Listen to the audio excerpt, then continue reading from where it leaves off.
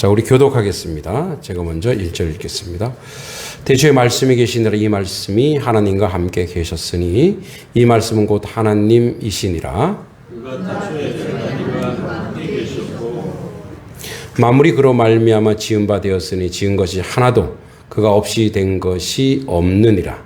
그 안에 생명이 있었으니 이 생명은 사람들의 빛이라. 빛이 어둠에 빛이 돼 어둠이 깨닫지 못하더라. 하나님께로부터 보내심을 받은 사람이 있으니 그의 이름은 요한이라. 그가 증언하러 왔으니 곧 빛에 대하여 증언하고 모든 사람이 자기로 말미암아 믿게 하려 함이라. 그는 이 빛이 아니요 이 빛에 대하여 증언하러 온 자라. 참빛 곧 세상에 와서 각 사람에게 비추는 빛이 있었나니 그가 세상에 계셨으며 세상은 그로 말미암아 지은 바 되었을 때 세상이 그를 알지 못하였고 자기 땅에 오매 자기 백성이 영접하지 아니하였으나 영접하는 자 곧 그 이름을 믿는 자들에게는 하나님의 자녀가 되는 권세를 주셨으니 이는 혈통으로나 육정으로나 사람의 뜻으로 나지 아니하고 오직 하나님께로부터 난 자들이니라. 말씀이 육신이 되어 우리 가운데 거하심에 우리가 그의 영광을 보니 아버지의 독생자의 영광이요 은혜와 진리가 충만하다. 요한이 그에 대하여 증언하여 외쳐 이르되 내가 전에 말하기를 내 뒤에 오시는 이가 나보다 앞선 것은 나보다 먼저 계심이라 한 것이 이 사람을 가리킴이라 하니라.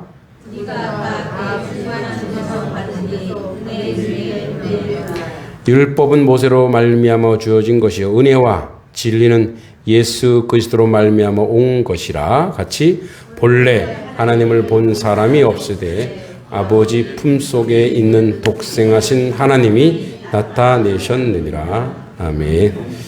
네, 우리 청년교회 하계수련회 또 개예배 우리 박상원 목사님께서 말씀이 육신이 되어라는 주제로 함께 은혜 나눌 때 많은 은혜 받으시기 바랍니다. 그래도 예의상 박수 쳐야죠.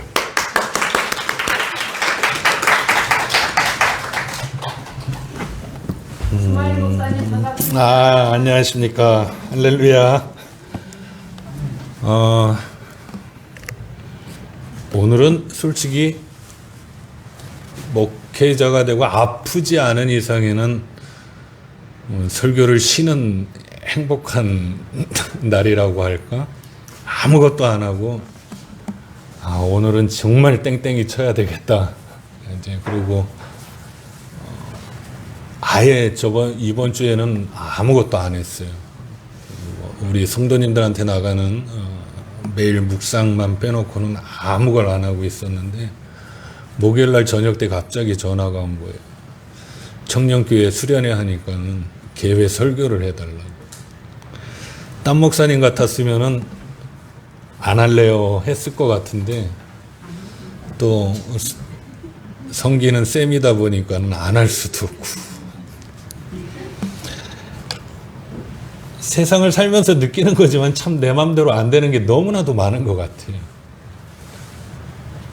일평생에 어떻게 보면 70이 되기 전에는 말씀을 쉴 수가 없는 상황이었는데 3년 전에 한번 크게 아프는 바람에 한 주간을 쉬었던 적이 있고 이제는 내 평생에 주일을 쉴 시간은 없겠다 했는데 요번 주에 또 우리 자매교회인 동승교회 목사님이 오셔서 본인이 다 하시겠대요. 내가 사회라도 보겠다 그랬더니 아니 교회에서 아예 가래요. 나가래요.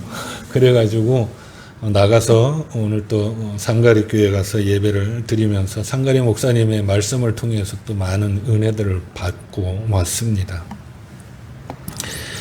노력한 대로 수고한 대로 공부한 대로 다 되면 참 좋겠는데 세상은 그렇지 않다.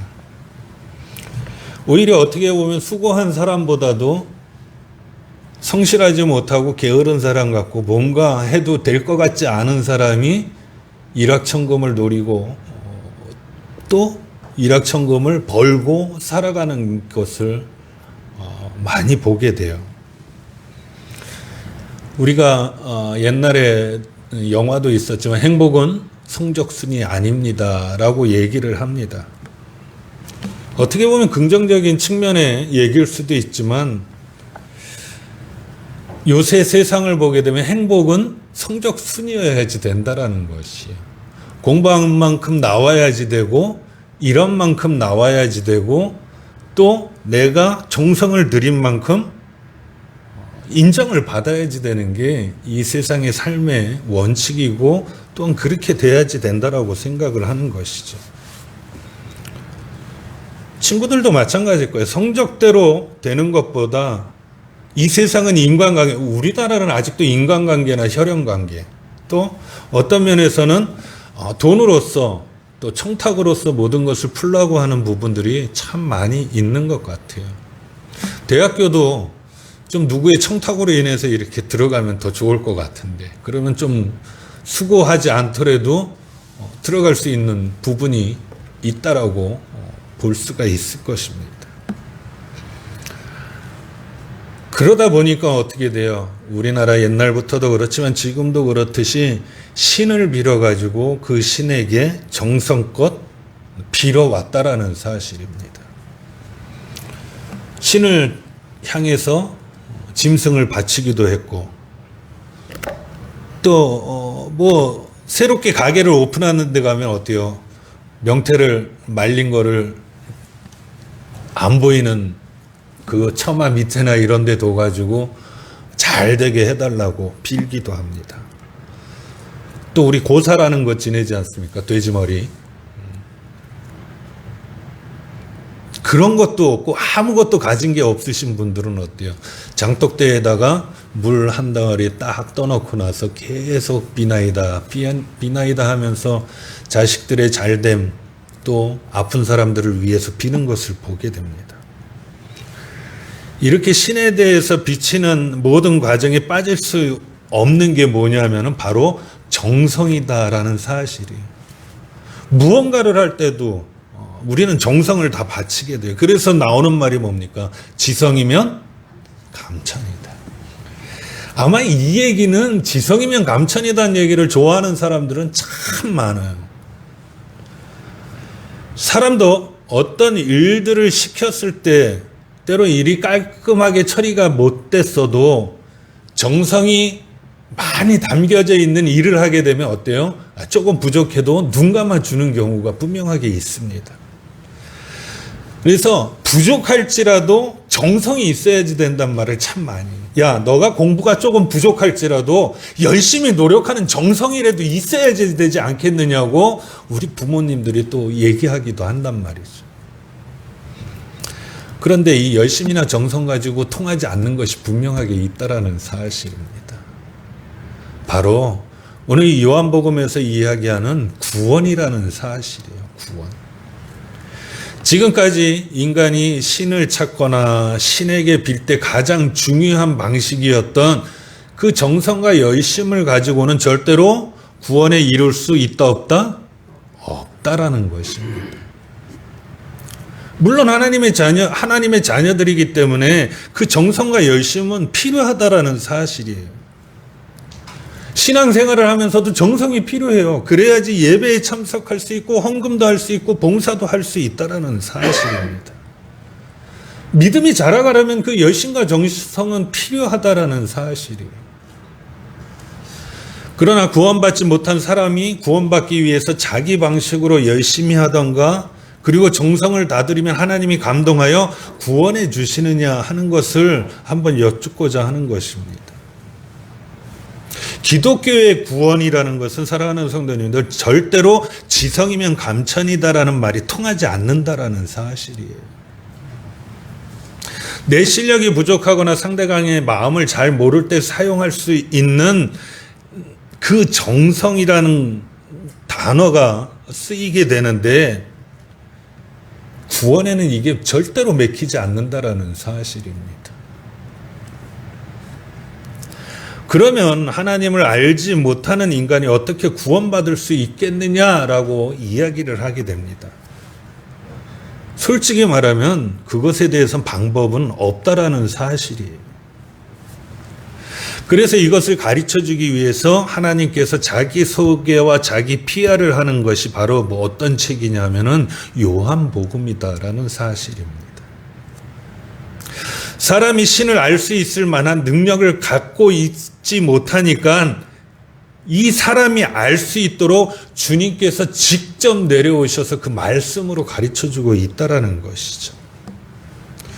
우리 어렸을 때 눈높이 교육이라는 그러한 책을 통해서 아이들을 가르쳤던 적이 있어요.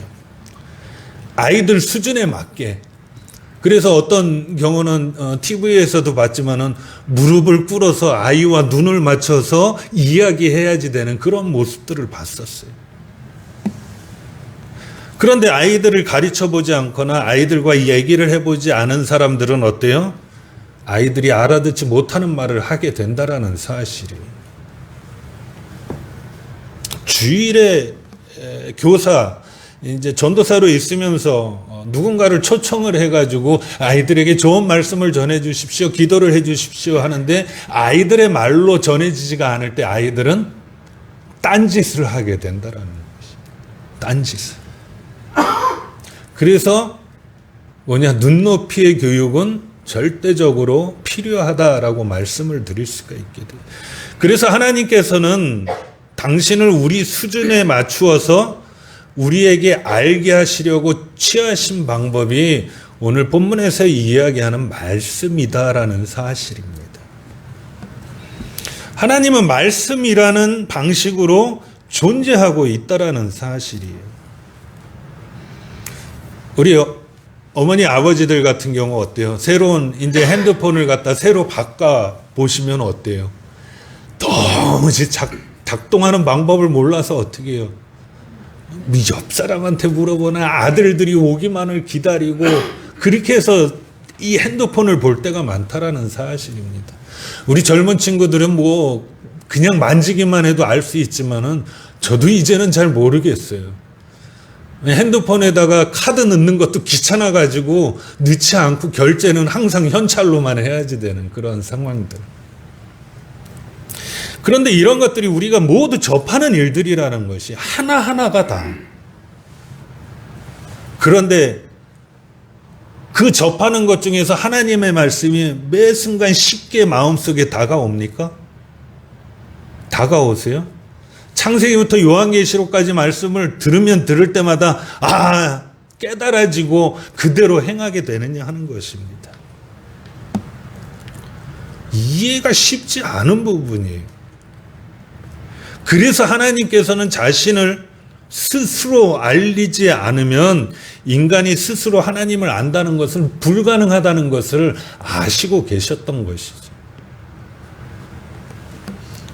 그래서 취하신 방법이 뭐냐? 그래, 어렵지만 그 말씀을 통해서 또 목사님들의 설교를 통해 가지고 조금씩이라도 깨닫고 나가게 한다라는 사실입니다. 그래서 1절에 뭐라고 합니까? 하나님은 태초부터 인간에게 말씀으로 함께 하셨다라는 것이. 천지창조도 어떻게 뭘로 하십니까? 말씀으로 창조하는 것을 볼 수 있게 돼요. 하나님은 말씀이다라는 말은 하나님의 특징을 이야기하는 것입니다. 사실 하나님은 말씀은 아니시잖아요. 말씀이 또한 하나님도 이걸 잘못 알게 되면 이단에 빠질 수도 있다라는 사실이에요. 그런데 주님을 말씀이라고 하신 것은, 그리고 하나님께서 말씀이란 방식으로 존재하는 것은 피조된 인간과 교제하시려고 말씀이라는 방법을 취하신 것이. 그래서 우리가 어떻게 합니까? 매 주일과 매 수요일마다 하나님의 말씀을 통해서 하나님을 알아가게 된다라는 것이.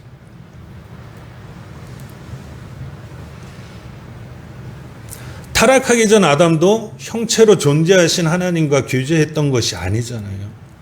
하나님께서 말씀하시는 걸 가지고 하나님과 교제하는 모습을 우리가 보게 됩니다. 하나님과 사귀는 것이, 성도님들이 가지고 있는 그 성경의 말씀을 통해서 하나님과 항상 사귀어 나간다라는 사실입니다. 구약의 성도들도 하나님을 형체로는 느끼지 못했잖아요. 말씀으로 역사하시는 하나님을 느끼고 알아가는 방식을 취했습니다.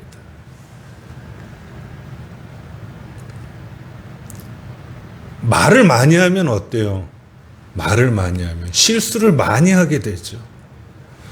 그래도 그 말을 함을 통해 가지고 어떻게 돼요? 내가 모르는 사람과도 더 친해질 수 있게 된다라는 사실입니다.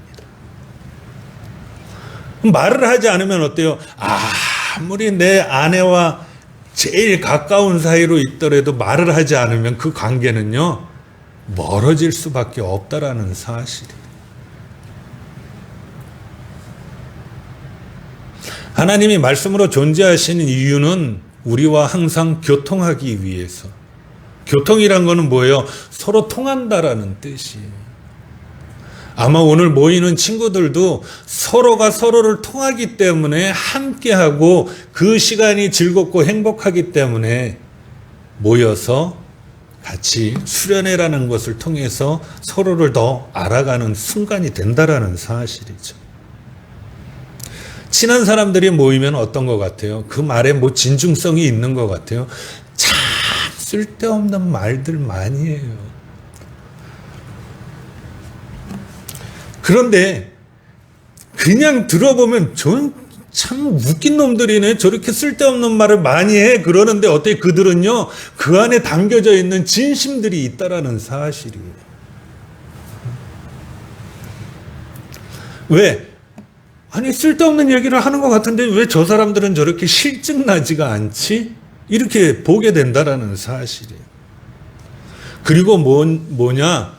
그들은 절대로 싸우거나 헤어지지 않는다라는 것입니다. 근데 맨날 만나는 순간이 진솔한 사람들 보면은 언제 그랬냐는 듯이 서로 등 돌리고 헤어져 있는 경우를 참 많이 보게 돼요. 어때요, 성도님들? 성도님들이 만나서 매 순간 진중한 말씀만 하십니까? 안 그럴 거예요. 그냥 떠블 하는 얘기인 것 같은데도 어떻게 돼요? 그게 서로 마음이 통하고 서로가 편해진다라는 사실입니다. 그래서 하나님께서는 어떻게 보면은 이 말씀을 통해서 우리와 친해지기를 바라셨다라는 사실이죠. 우리에게 상관이 없는 말씀도 어떻게 돼요? 그 말씀을 통해서 내가 이렇게 다시 한번 살아가야 되겠구나를 느끼게 해주신다라는 사실입니다. 매 순간 교제하고 소통하기 위하여 사랑하는 성도님들 말씀 많이 읽으세요. 그리고 그 말씀을 읽으셨으면 우리 함께 기도하면 되는 것입니다. 그렇게 되면 주님의 뜻을 바로 알게 되고 주님의 뜻을 행하는 우리로서 이 세상을 살아가게 된다라는 사실입니다. 그렇게 말씀으로 계셨던 하나님께서 이제는 어떻게 하십니까? 육신을 입고 이 땅에 오셨다라는 사실입니다. 구원의 길을 깨닫는 데 있어서 가장 방해가 되는 게 뭔지 아십니까? 뭔 것 같아요? 우리가 가지고 있는 머릿속에 있는 윤리적인 지식이 어떻게 보면 구원의 길을 방해하고 있다라는 사실입니다.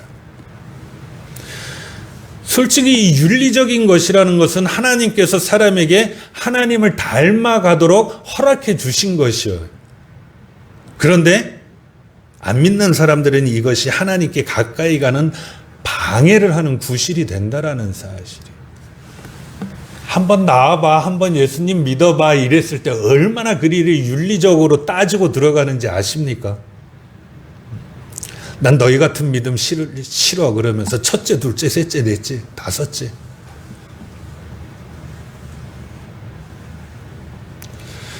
보통 보면 그런 사람들은요, 이 세상에서 내가 바르게 살면 천국 갈 수 있다라고 생각을 한다라는 사실이죠. 그런데 하나님의 자녀가 되는 것은 어때요? 윤리적인 삶으로 되는 것은 아니다라는 것을 우리가 너무나도 잘 알고 있다라는 것이죠. 성실하고 진실하게 살았다고 해서 천국에 가는 것은 사랑하는 성도님들 아니에요. 아니에요.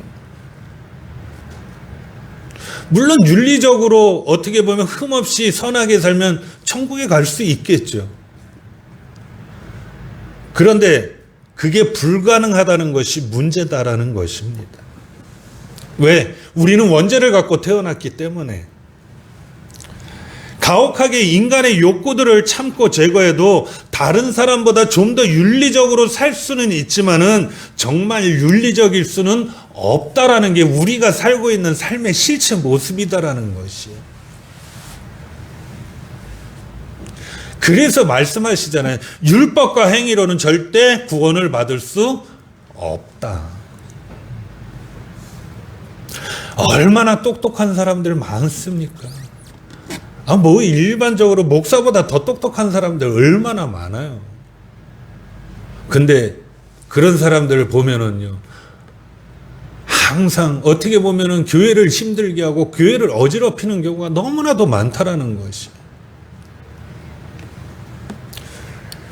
인간의 열심과 정성으로는 사랑하는 성도님들 안 돼요. 아셔야지 됩니다. 말씀이신 하나님이 인간의 몸을 입고 이 세상에 오신 이유가 우리들의 정신과 우리들이 가지고 있는 생각으로는 안 되기 때문에 이제는 육신을 입고 오시게 된다라는 것이에요. 직접 오셔서 사랑하는 하나님의 자녀들에게 직접 보여주시고 설명하신다라는 것이죠. 구원으로 가는 바른 길을 직접 알려주신다라는 사실이에요. 어렸을 때 하나님을 알아서 저도 신앙생활을 한 것 같지 않아요. 제 아버지가 목사님이 되신 게 제가 20살 때인가 21살 때. 그냥 가가지고 여자친구 만나는 게 좋았어요. 그냥 가가지고 그 친구들하고 지금이야 아무것도 아닌 것 같지만 기타 하나 치고 그 앞에서 딩가거리는 게 내가 잘난 놈인 것 같아서 좋아했던 그 느낌. 고3 생활을 4년을 했는데, 그러니까 고3, 재수, 재수2, 재수3, 4년을 하면서 수련회는 전부 다 쫓아다녔던 것 같아요. 그런데 하나님이 지금 제 길을 어느 쪽에다 만들어 놓으신 것 같아요. 그래도 존경받고 존중받을 수 있는 목사의 길로 가게 해주셨다라는 거예요. 내가 생각지 못한 길로 가게 해주시는 것이 하나님의 뜻이다라는 사실입니다. 지금 왔다고 부모님한테 혼났어요? 걱정하지 마세요. 우리 친구들의 길은 그만큼 기도하고 열심을 다하는 그 순간 하나님이 그 길을 열어주신다라는 사실이에요. 박사목 목사가 될 줄 전혀 생각도 못했어요. 저는 제 입으로 죽어도 눈에 뭐가 들어온다 할지라도 안 하겠다라고 그렇게 난리를 쳤던 사람인데. 그래서 하나님께서 말씀하신 하나님의 자녀가 되는 방법. 이는 혈통으로나 육적으로나 사람의 뜻에 나지 않느냐고 하나님으로부터 난 자들이 된다라는 사실입니다. 우리의 힘으로는 될 수가 없다라는 것을 분명히 보여주고 있어요. 목사가 돼가지고 사람들을 많이 만나면서 제 주위에 김동기 목사님이나 김은철 목사님이나 이런 목사님들이 옆에 있다라는 것이 얼마나 행복하고 감사한지 아십니까? 허튼 목사들 만나서 허튼 짓 하고 산다 그러면은 그것처럼 하나님 앞에 불성실한 목사가 될 수밖에 없는 모습인데 주위에 좋은 목사님들을 보내주시는 거예요. 성도님들도 마찬가지 아니에요? 주위에 좋은 성도들과 함께 할 수 있도록 해주는 것. 그것이 우리의 복인데. 그래서 주님께서는 육신이라는 방식을 취하고 이 땅에 오신 이유를 분명히 보여주고 있는 것이에요. 나를 통해서 구원을 받아라. 오직 이것을 기록하면 너희로 예수께서 하나님의 아들 그리스도이심을 믿게 하려 하며 또 너희로 믿고 그 이름을 힘입어 생명을 얻게 하려 함이라. 단속교회도 어려웠잖아요. 힘들고 가슴이 아팠잖아요. 그런데 지금은 그게 언제 그랬냐는 듯이 그거는 다 뒤로 밀어치고 다들 감사해하고 행복해하는 삶을 사시고 계시지 않습니까? 하나님이 함께 하시기 때문에 우리 친구들에게도 마찬가지고 구원받을 수 있는 길을 가르쳐 주시기 위해서 하나님이신 예수 그리스도를 소개하는 책이 요한계시록이에요. 그 요한계시록을 가지고 목사님께서는 청년교회 수련의 핵심 주제를 담으신 것이고, 참 빛이다라고 말씀하시죠. 예수님은 참 빛이시다. 인류의 빛으로 오셨어요. 아무리 세상이 무섭고 험난하고 지금 러시아가 싸우고 전쟁을 일으키고 이스라엘을 통해 가지고 지금 전쟁이 일어날까 봐 겁이 난다 할지라도 누군가 사랑하는 자녀들을 통해서 예수님께서는 그 빛의 말씀을 통해서 회복시킬 수 있는 힘을 허락해 주신다라는 것이, 그러한 회복을 담당할 수 있는 친구가 되기 위해서 수련회라는 것을 통해서 하나님을 알게 하게 해주시는 것이고, 인간은 죄악으로 어두운 면을 살아갑니다. 얼마나 더워요. 얼마나 지질이 궁상같이 덥습니까? 그냥 밖에만 나가면 땀이 그냥 쭉 쏟아지는데, 근데 이 자리에 들어오니까 지금 추워요. 저 긴팔 입었어요. 짧은 팔도 아닙니다. 행복하잖아요. 집에 있으면 어때요? 에어컨 틀기가 무서워, 전기세 나올까 봐. 근데 교회 가면 마음껏 틀어줘, 어쨌든 간에. 그것도 감사한 거 아닙니까? 와서 말씀을 들을 때 더울까 봐 하나님께서 미리 다 교회에다 준비를 해 놓으신다라는 사실이죠. 두 눈을 가지고 있어도 빛이 없는 세상에서 이 눈 가지고는 절대로 하늘나라를, 예수 그리스도를 찾아갈 수 없다라는 사실이에요. 눈은 빛이 있는 곳에서 식물을 구별할 수 있다라는 사실입니다. 말씀이 빛이다라는 것, 예수님께서 빛이다라는 것은 우리가 보고 느끼고 만질 수 있다라는 사실이에요. 그 예수님께서 빛으로 오셔서 생명을, 주님을 보게 하시고 알게 하시고 또 지금처럼 믿게 하신다라는 사실입니다. 영접하는 자, 곧 그 이름을 믿는 자들에게는 하나님의 자녀가 되는 권세를 주셨습니다. 수련회를 통해서 지금 여기 앉아 있는 것 또한 하나님의 자녀가 되는 권세다라는 사실이에요. 그럼 저 친구들은요, 열심히 기도할 테니까 하나님 앞에서 열심을 다해서 사는 삶을 통해서 세상에서 빛이 되는 삶을 꼭 사시기를 소망합니다. 오늘 말씀을 깨닫고 은혜를 받았다 그러면 세례 요한처럼 우리도 육신으로 오셨던 주님에 대하여 증거하는 자가 되어야지 돼요. 세상에 나가서 세상과 싸우는 것이 아니라 세상에 나가서 참빛인 예수 그리스도의 말씀을 전하는 삶을 살아야지 된다라는 것이요. 하나님께로부터 보내심을 받은 사람이 있으니 그의 이름은 요한이라. 그가 증언하러 왔으니 곧 빛에 대하여 증언하러 모든 사람이 자기로 말미암아 믿게 하려 하심이라. 우리 친구들을 통해서, 사랑하는 성도님들을 통해서 이 세상의 모든 이웃들이 예수 그리스도를 믿는 삶을 살기를 소망합니다.